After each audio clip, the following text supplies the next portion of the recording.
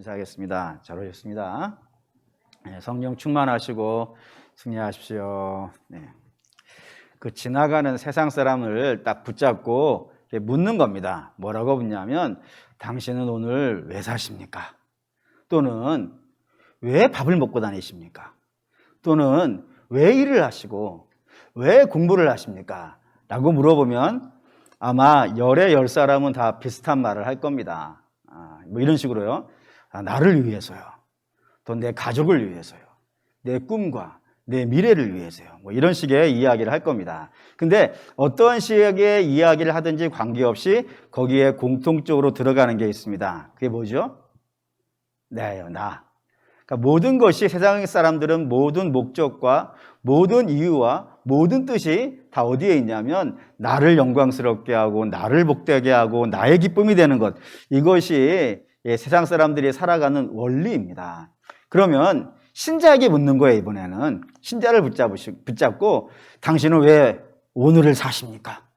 왜 밥 먹고 돌아다니십니까? 공부는 뭐하러 하시고 일은 도대체 뭐하러 하십니까? 라고 물어보면 뭐라고 답을 할까요? 여러분들이 붙잡고 물어보는 거예요.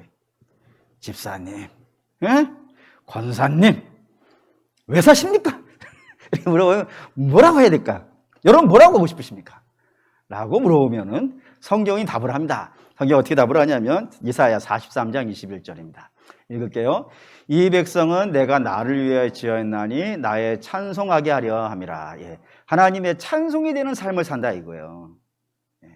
단순히 노래하는 정도가 아니죠.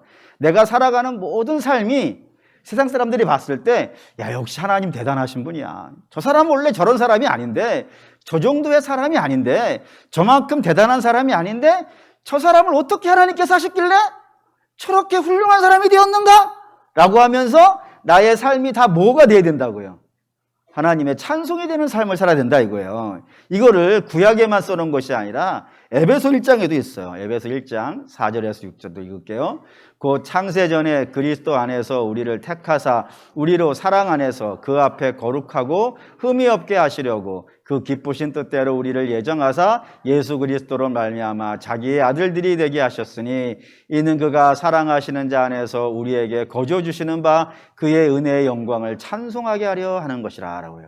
하나님께서 창세전에 택하시고 당신의 자녀로 삼으시고 저들에게 은혜를 베푸시고 아들을 주시고 그들을 죄에서 건져내시고 그렇게 하는 모든 일들이 결국에는 뭐 때문이라고요? 우리로 하여금 거룩하고 흠이 없는 사람이 되어져서 그런 삶이 세상 모든 사람에게 뭐가 되려고요?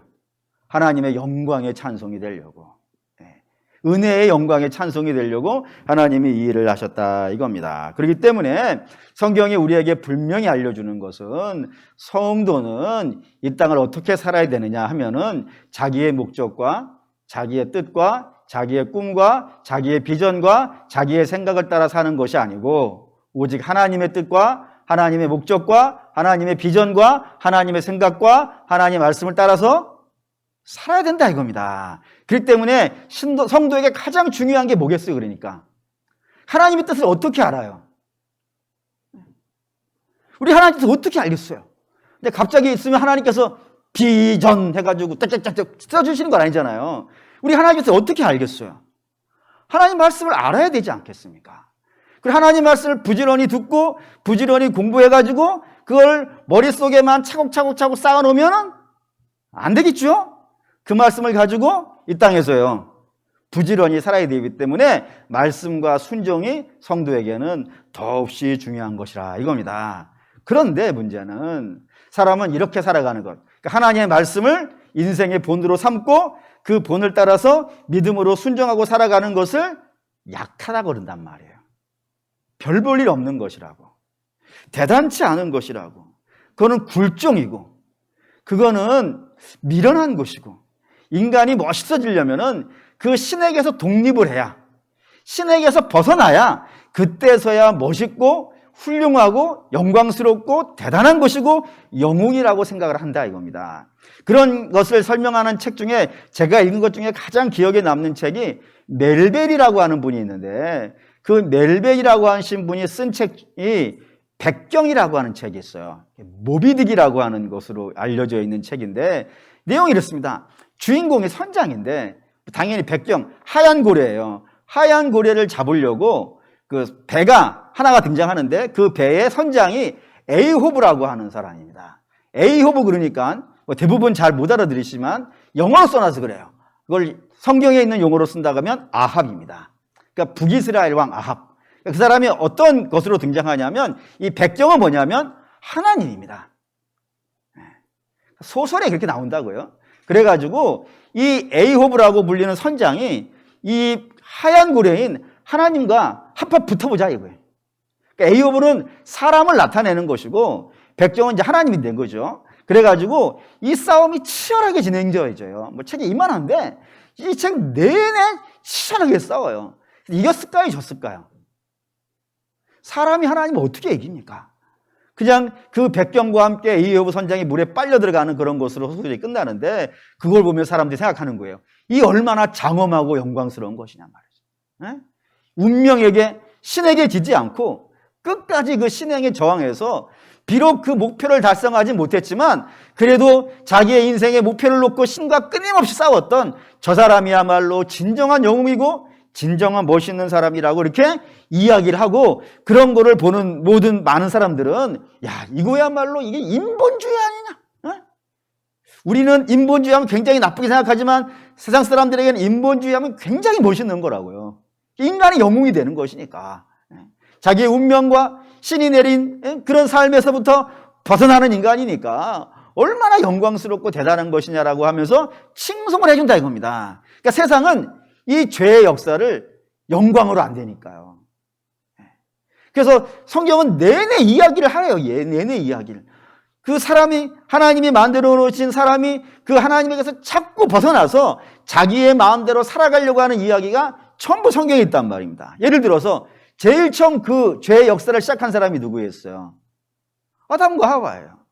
저들 하나님 말씀 안에 순종하고 살아가는 것을 거절하고 그 하나님에게서 벗어나려고 선악과를 딴단 말입니다. 근데 아담과 하와만 그런 것이 아니고 노아 시대 사람들도 마찬가지예요. 한번 볼까요? 창세기 6장 있죠.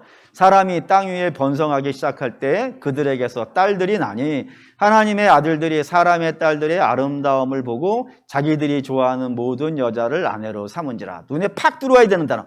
오늘 설교를 들으시면서 눈에 팍 들어와야 되는 단어가 2절에 있어요. 뭘까요? 자기. 맨 앞에 있지 않습니까? 세상 사람들은 자기가 인생의 목적이라고, 자기를 이루어내는 삶을 살고 싶다고. 노아 시대 사람들도 마찬가지였다 이겁니다. 하나님의 안에 살아가는 거 싫다 이거예요. 그 안에 살아가는 것보다는 더 멋있는 삶은 내 마음대로 살아가는 것, 자기의 뜻과 자기의 꿈을 이뤄내는 것, 그게 그 노아 시대 사람들의 목표였다고요.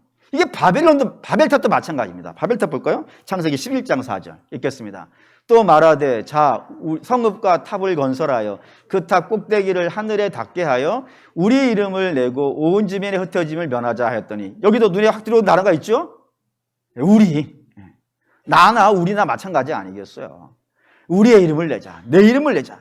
굳이 내가 하나님 밑에서 그 하나님의 종으로 왜 사냐?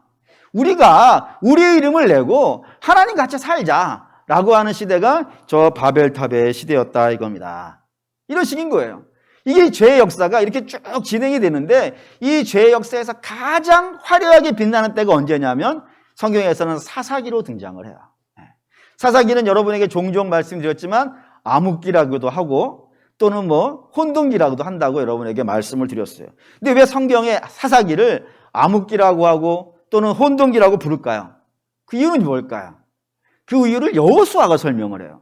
여호수아가 마지막에 유언설교를 합니다. 24장에 유언설교가 등장하는데 여기에 모든 이스라엘 백성들, 여기에 있는 이스라엘 백성들은 어떤 사람이냐면 이제 가나안에 막 들어온 거예요.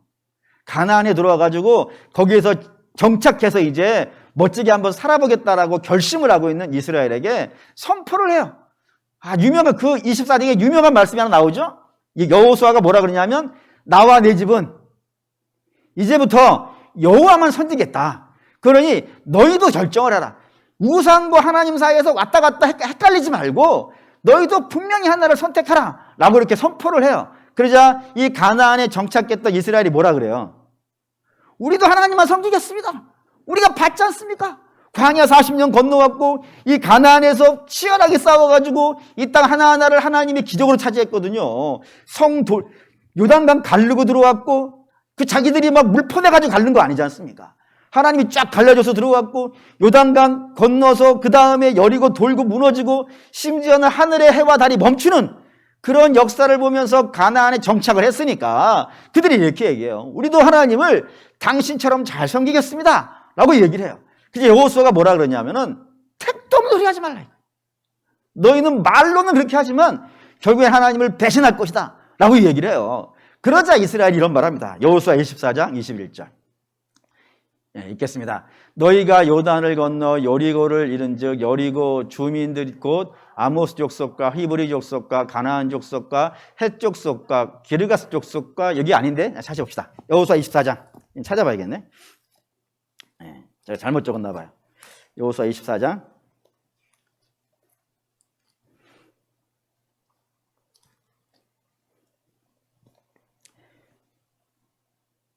24장 21절 21절인데 21절이 왜 이상하지? 여호수아 24장 21절 20절부터 있죠. 20절부터 읽겠습니다.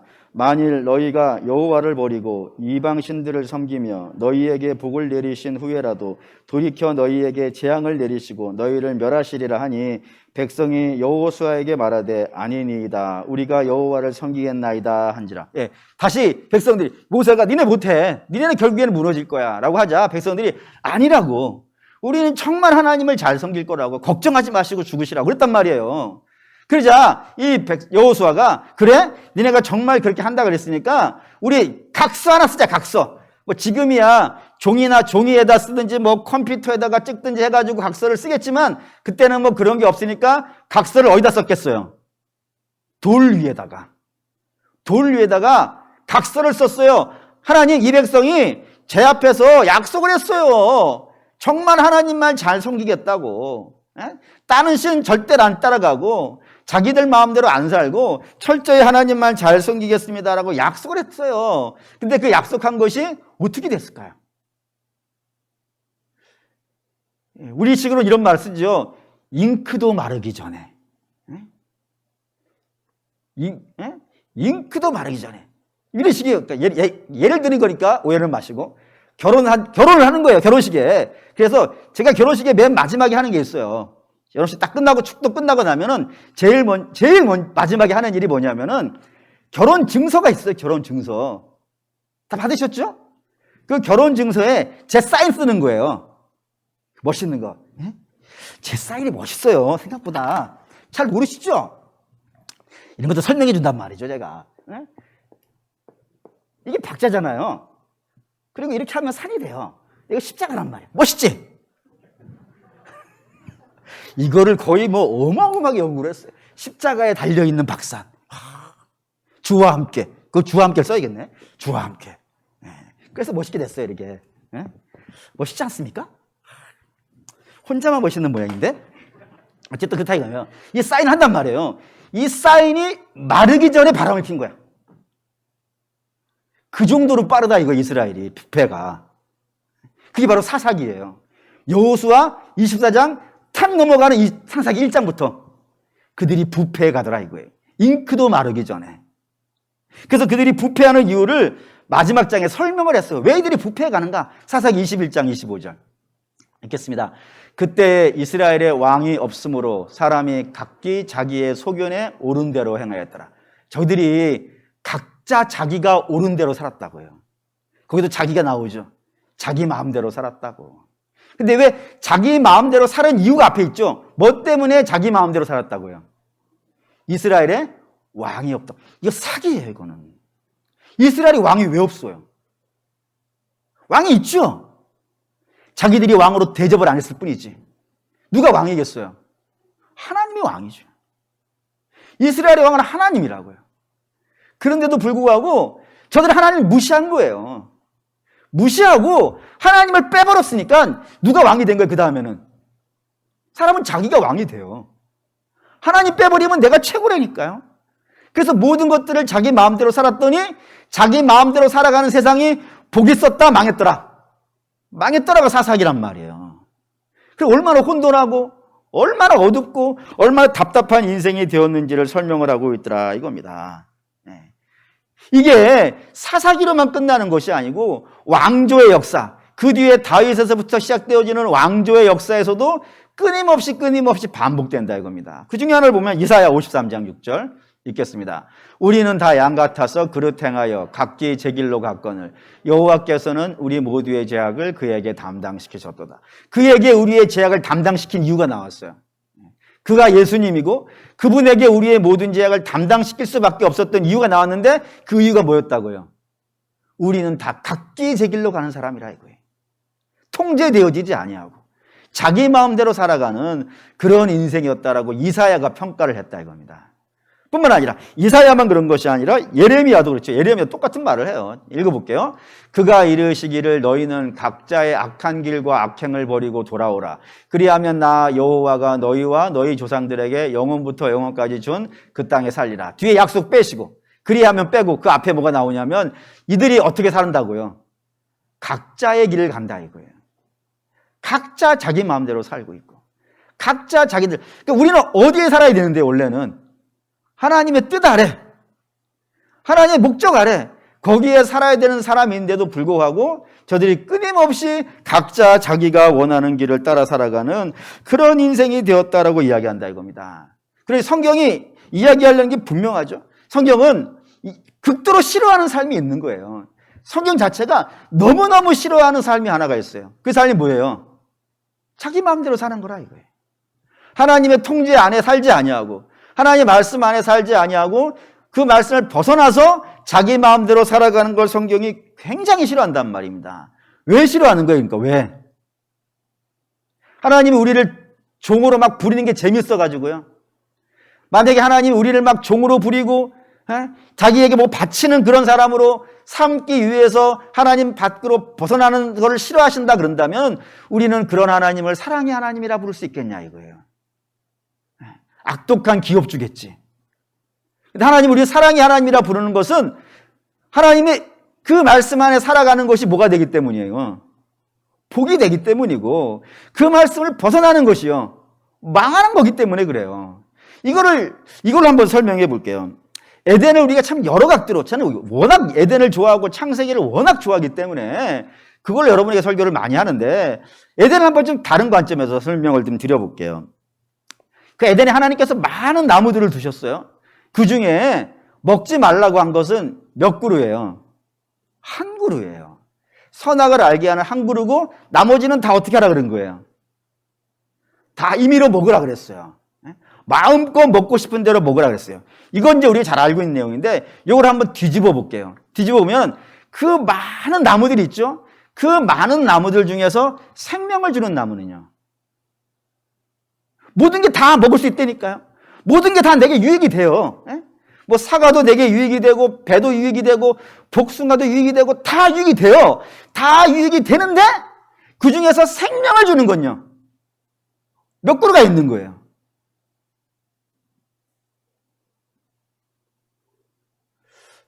할렐루야. 너무 감동이 되셨나 봐요. 그 임의로 먹어도 되는 모든 내게 유익이 되는 모든 과일 중에서 내게 생명이 되는 건 하나밖에 없단 말이에요. 그게 뭐예요? 생명나무. 그게 지금도 마찬가지라 이겁니다. 우리가 이 땅에 살다 보면은 하지 말아야 될 것이 있고요. 해도 되는 것이 있고 해도 되는 것 중에서는 우리에게 유익이 되는 게 많아요. 정치, 경제, 사회, 문화, 과학, 또 뭐 철학, 그리고 뭐 어떤 여러 가지 많아요. 우리에게 유익이 되는 게 많아요. 근데 그 많은 것 중에서 우리에게 생명을 주는 이는요. 하나밖에 없단 말입니다. 그게 뭐죠? 예수님. 다른 건 유익이 되는 거예요. 내 인격과 내 삶과 내가 살아가는데 유익이 되는 게 많아요. 정치도 있고 경제도 있고. 근데 정치와 경제는 내게 생명을 주는 건 아니란 말이에요. 내게 생명을 주는 이는 예수밖에 없는 거예요. 예수를 붙잡아야 되는 것이 이 에덴의 법칙이라 이겁니다. 그런데 사람들이 이게 잘 모른다 이거예요. 잘 모르고 이 모든 것들이 내 마음대로 하는 것이 하나님의 뜻에 따라서 예수를 붙잡는 것이 인생의 복이 아니라 그거는 많은 것 중에 하나야. 그냥 안 해도 되는 것이고, 다른 것들을 붙잡고 살아가는 것이 인생의 복이라고 생각하는 환상이 있다 이겁니다. 예를 들어 돈을 따라가면, 명예를 따라가면, 지식을 따라가면, 능력을 따라가면, 뭐 이런 것들을 따라가면 그것이 내 인생에 더 큰 복이 될 거라고 하는 그런 환상이 있다 이거예요. 그래서 그 환상을 쫓아서 부지런히 가지만 생명을 주는 건 뭐밖에 없다고요? 예수밖에 없다고. 그러니 하나님 보실 때는 이 인생들이 생명을 쫓아가고 있는 거예요? 아니면 망하는 길을 가고 있는 거예요? 망하는 길을 가고 있는 거예요, 지금 이스라엘이. 각자 자기가 원하는 길을 가고 있으니까. 하나님이 가라는 길은 안 가고, 생명나무로 가라는 길은 안 가고, 각자 자기들이 원하는 방향을 따라 다니고 있으니까 망하는 길을 가고 있단 말이에요. 잠시 유익이 되지. 잠시는 유익이 될지 모르지만 영원히 망하는 길을 가고 있으니까 하나님께서 그 망하는 길을 가는 이스라엘을 내버려 두시면 사랑의 하나님이 아니지. 그 가는 길 어떻게 해야 되겠어요? 못 가게 해야 된다 이거예요. 못 가게. 못 가게 하기 위해서 끊임없이 인생들의 삶에 간섭을 하신단 말입니다. 그 간섭의 한 장면을 보시죠. 2절 3절. 2절 3절 읽겠습니다.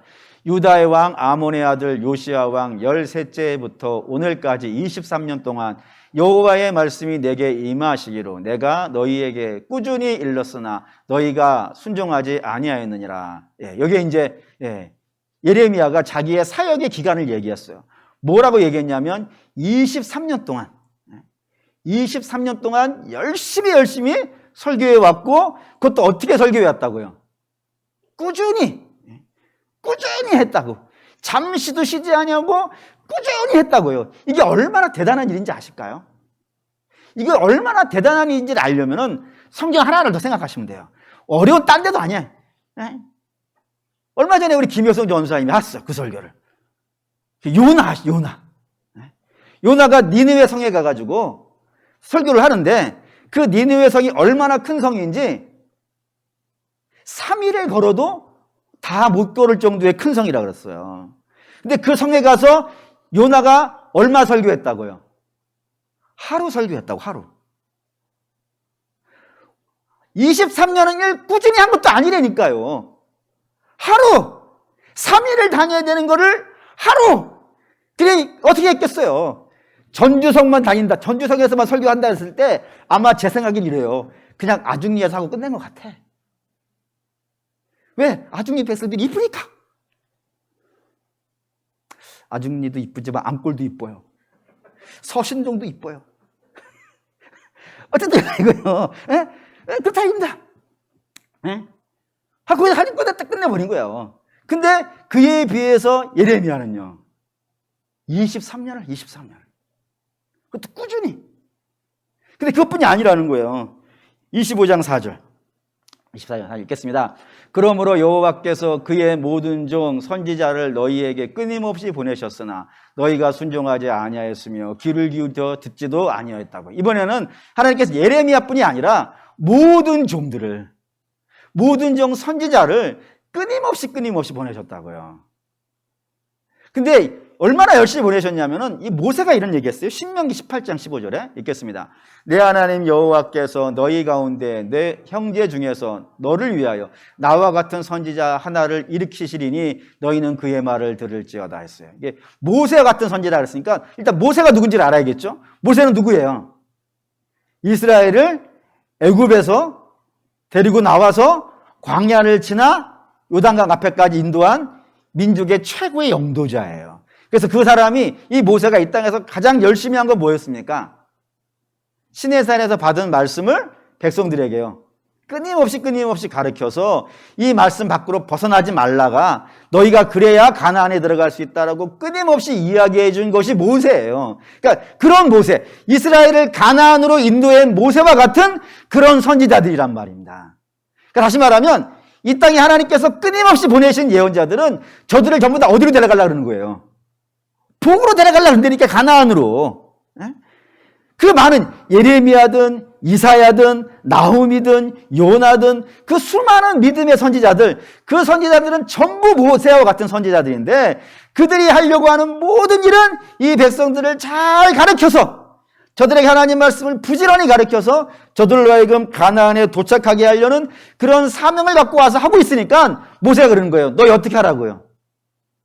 그들의 말을 안 들으려고 하지 말고 나한테 그렇게 40년 동안 내가 가르친 말씀에 대해서 끊임없이 너희들 반항했는데 그 나한테는 그렇게 하더라도 앞으로 너희에게 나타날 그 하나님이 보내신 예언자의 이야기는 절대로 그러면 안 돼.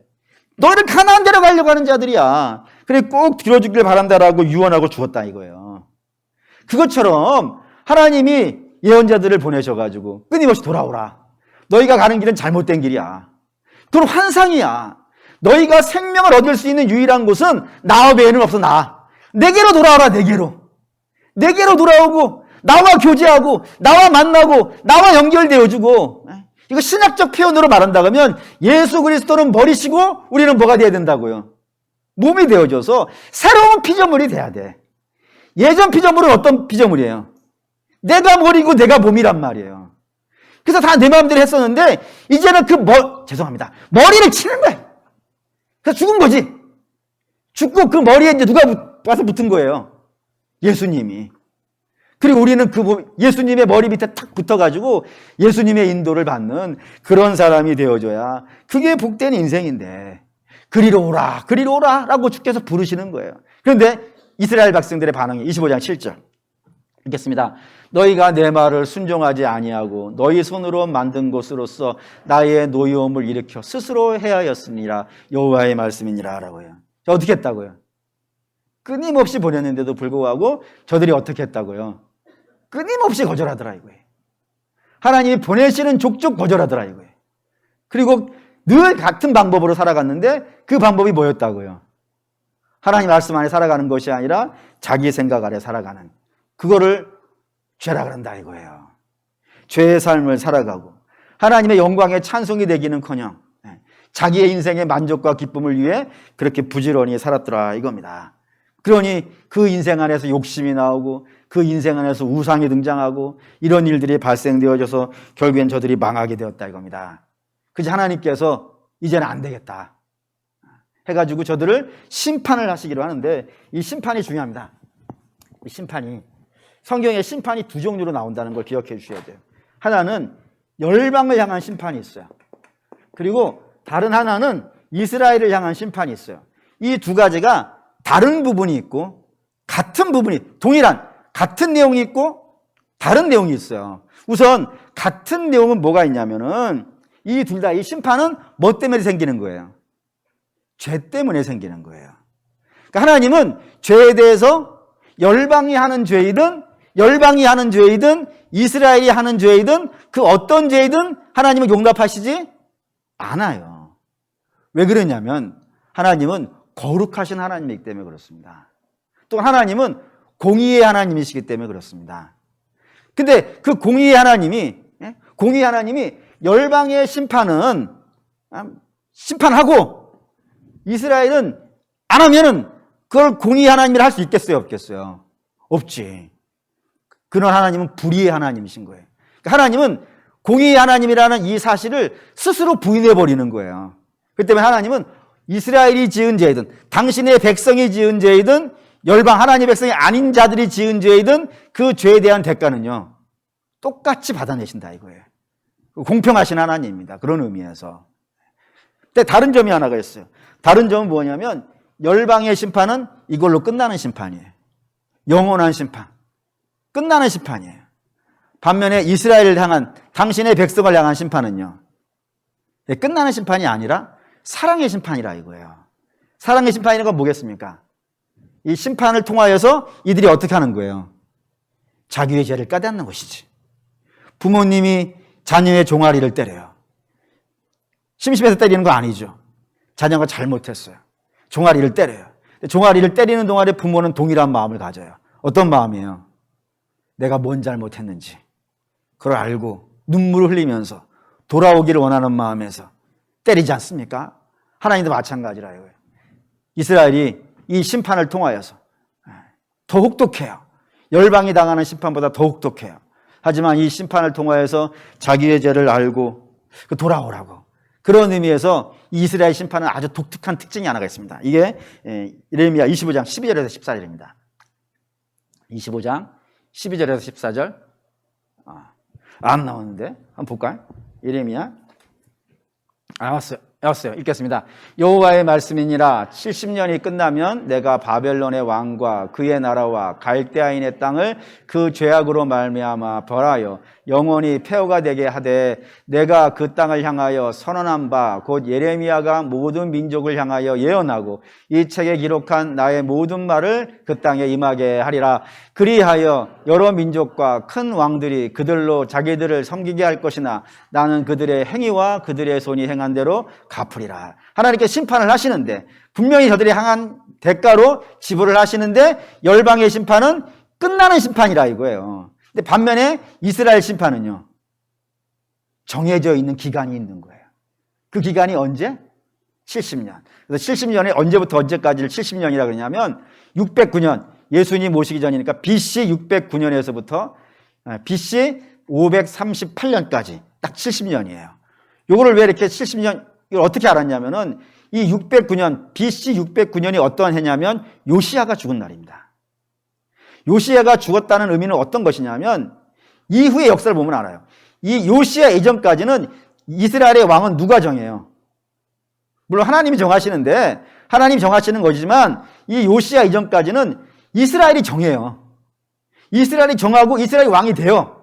근데 요시야 이후부터는 이스라엘이 스스로 왕을 세우지를 못해. 이스라엘이 왕을 딱 세워놓으면 열방이 잡아가 버려요. 예를 들어서 요시야의 아들이 여호아스예요. 이스라엘이 세웠어요. 근데 애굽이 이 왕만 마음에 안 들어 하고 데려가 버려요. 그리고 자기들 마음대로 여호와김이라고 하는 왕을 또 원래는 엘리야김이에요. 그 이름을 여호와김이라는 이름으로 바꿔가지고 왕을 세워요. 그 여호와김 왕이 자기 아들인 여호야킨을 왕으로 세워요. 근데 바벨론이 이번에는 마음에 안 들어가지고 여호와긴을 사로잡아가 버리고 시드기야를 잡아다가 왕을 시켜버려요. 그러니까 나라의 주권이 누구에게 있는 거예요? 열방에게 있는. 그게 종살이라 이거예요. 그래서 요시야 왕의 죽음이 그걸 불러와요. 그리고 538년은 어떤 해냐면은 고레스라고 하는 왕이, 페르시아 왕이 이스라엘을 해방시킨 해예요. 그래서 딱 70년간입니다. 이 70년간, 그러니까 유효, 이런 걸 유기형. 딱 기간을 정해놓고 요 시간만 너희들 좀 혼이 나야 돼. 라고 하면서 이스라엘이 심판을 받더라 이겁니다. 그러니 지금 예언하는 거예요, 지금. 너희 그렇게 될 거야. 그러면서 이제 뒤에 결론이 하나가 등장하는데 이 결론이 제가 오늘 여러분에게 드리려고 하는 겁니다. 거기 15절부터 나오는데 이 결론이 굉장히 재밌어요. 어느 면에서 재밌냐면은 이스라엘이 잘못했고 열방도 잘못했어요. 그래서 하나님이 이스라엘도 치시면서 열방도 치시는 이야기가 등장하는데 이게 뭐가 재밌냐면은 이것 때문입니다. 이건 찾아봅시다. 이거 이사야 25장 17절부터 18절까지만 읽을게요. 19절까지 읽어야겠네. 17절부터 19절까지 읽겠습니다. 내가 여호와의 손에서 예레미야 뭐라 그랬어요? 이사야? 예레미야. 예레미야 25장 17절부터 19절 읽겠습니다. 내가 여호와의 손에서 그 잔을 받아서 여호와께서 나를 보내신 바 그 모든 나라로 마시게 하되 예루살렘과 유다 성읍들과 그 왕들과 그 고관들로 마시게 하였더니 그들이 멸망과 놀램과 비웃음과 저주를 당할 것이 오늘과 같으니라. 또 애굽의 왕 바로와 그의 신하들과 그의 고관들과 그의 백성들과 하면서 쭉 뒤에 가면서 열방들이 심판받는 게 나와요. 이게 뭔 얘기냐면은 하나님이 지금 이스라엘을 이 세상을 다 심판하실 거예요. 죄에 물들었으니까. 여기도 죄니까 하나님께서 이 세상을 다 심판을 하실 거예요. 근데 그 심판이 어디서부터 시작된다고요?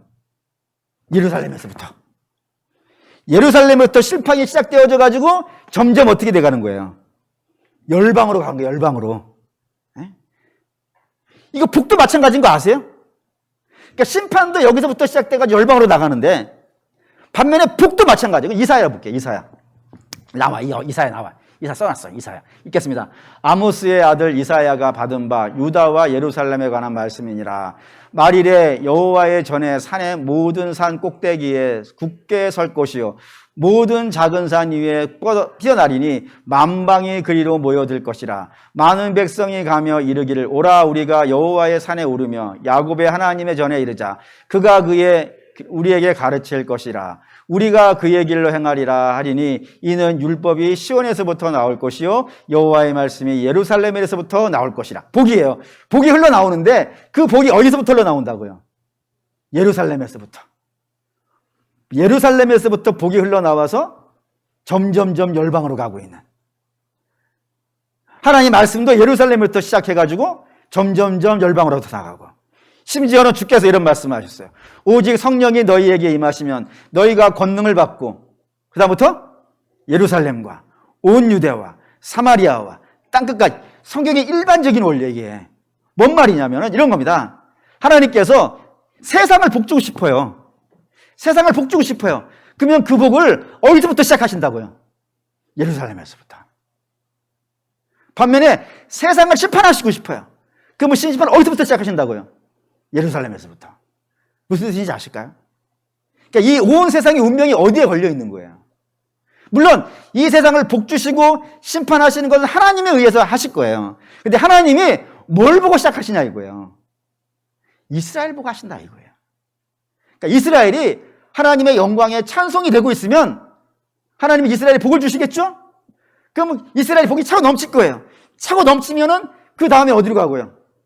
온 유대와 그 다음엔 사마리아와 땅끝까지 하나님 복이 흘러가는 반면에 하나님 당신의 백성들이 이 땅에서 하나님의 영광의 삶을 살지 아니하고 각자 자기가 원하는 죄의 삶을 살고 있어요. 그러면 하나님이 이스라엘을 치신다 이겁니다. 왜요?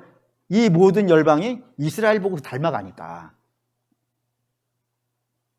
그래서 거기서 이스라엘을 치시는 거예요. 너희가 똑바로 못해서 얘네들이 이런 거야. 너희부터 맞아 해가지고 여기서부터 친단 말이에요. 그리고 이쪽으로 쫙 쳐져 나가는 거예요. 이게 성경의 원리예요.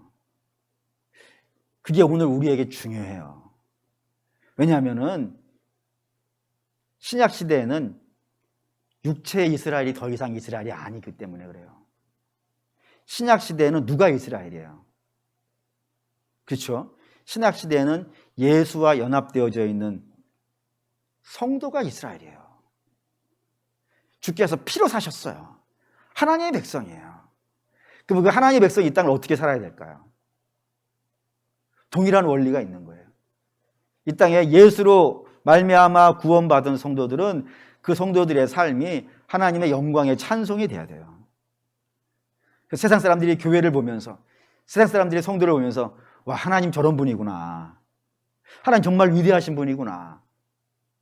내가 비록 하나님 믿지는 않지만 믿음이란 건 자기가 만들어낼 수 있는 게 아니니까 내가 만들어서 믿을 수는 없지만 저 사람들을 보니까 정말 하나님의 살아계심이 느껴지는구나 라는 삶이 되어줘야 되는데 그게 안 되는 거예요.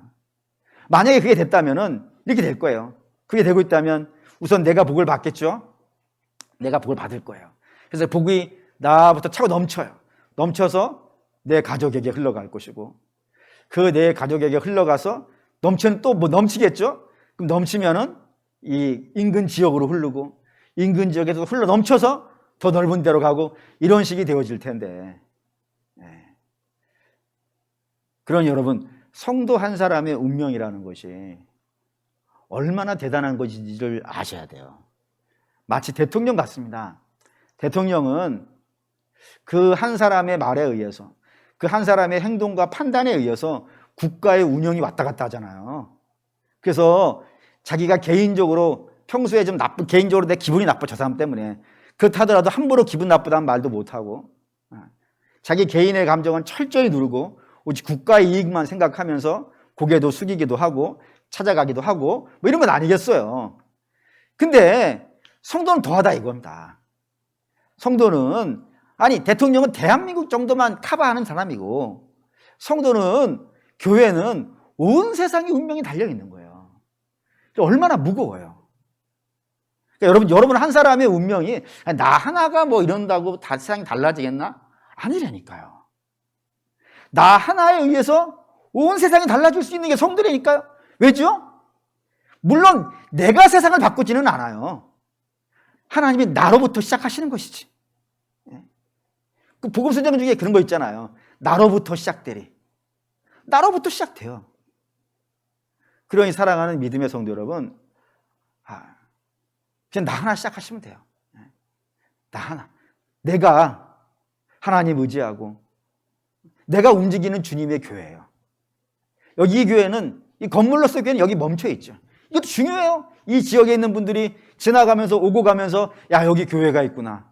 이 교회, 제가 볼 때는 저기 제가 종종 저기 아중 저수지 가는데 저 끝에서도 우리 교회는 빛이 나요. 보셨죠? 영안이 띄있지어다. 어디서든 우리 교회는 빛이 나요. 지나가다가도 탁 눈 뜨고 교회 와 있어요. 신비로운 곳이에요. 내가 멈춰 있는 곳이고 주님 움직이는 교회는요. 그러므로 형제들아, 내가 하나님의 모든 자비하심으로 너희를 권하노니 너희 몸을 하나님이 기뻐하시는 산제물로 드릴지어다. 이것이 너희에 드릴 영적 예배니라 했어요. 우리 산제물이 움직이는 교회.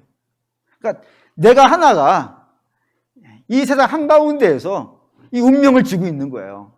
무겁죠, 당연히. 그러니까 여러분, 무거우셔야 돼. 내가 살아가는 인생의 무게가 얼마나 큰 건지 알아야 돼요. 그거를 나 하나도 뭐 별로 중요치 않지 그러니까 기도가 안 돼. 나 하나가 뭐 달라진다고? 뭐 달라지겠는가? 이런 생각이 있으니까 주 앞에 내가 굴복하지를 못해요. 하나님의 도움을 간절히 구하지를 않아요. 근데 여러분 한 사람에 의해서 여러분의 가정이 달라져요. 우리 교회가 달라지고 이 세상이 달라져요. 그 무겁죠? 무거우셔야 돼요. 무겁기 때문에 내가 감당이 안 되죠. 감당이 안 되니까 어떻게 해야 되겠어요? 주를 불러야 돼요. 주님 나를 도와주십시오. 여러분, 기독교라고 하는 종교는 자기를 의지하지 못하게 만들어요. 이렇게 네가 할 수 있을 것 같아? 네가 주의 뜻 따를 수 있을 것 같아? 안 돼. 그러니까 나한테 굴복해. 내가 도와줄게. 나하고 붙자. 내가 머리하고 네가 네 몸 해. 그러면 돼. 내가 너를 도와주면 돼. 너가 내 시냇가에 심겨진 나무가 돼. 그러면 시절을 쫓아 과지를 넘길 것이고, 너는 시냇가에 심은 나무가 돼. 그러면 너는 담을 넘어가는 인생이 될 거야. 라는 것이 성경의 메시지라 이거예요. 그로 사랑하는 믿음의 성도 여러분, 바라고 원하는데 여러분 한 명의 가치가 얼마나 대단한지를 알으셔야 돼요. 나를 높이기 위해서가 아닙니다. 하나님은 나로부터 시작하시기 때문에 그래요. 그로 여러분 한 명이 내 집을 다 바꿀 수 있어요. 심지어는 주께서 말씀하셨어요. 1000대까지도 바꿀 수 있어요. 무겁죠? 그러니 주를 부르세요. 주님 나를 도와주십시오. 주님 내가 움직이는 교회입니다. 결단서 이거 부르시면서 같이 좀 기도하시죠.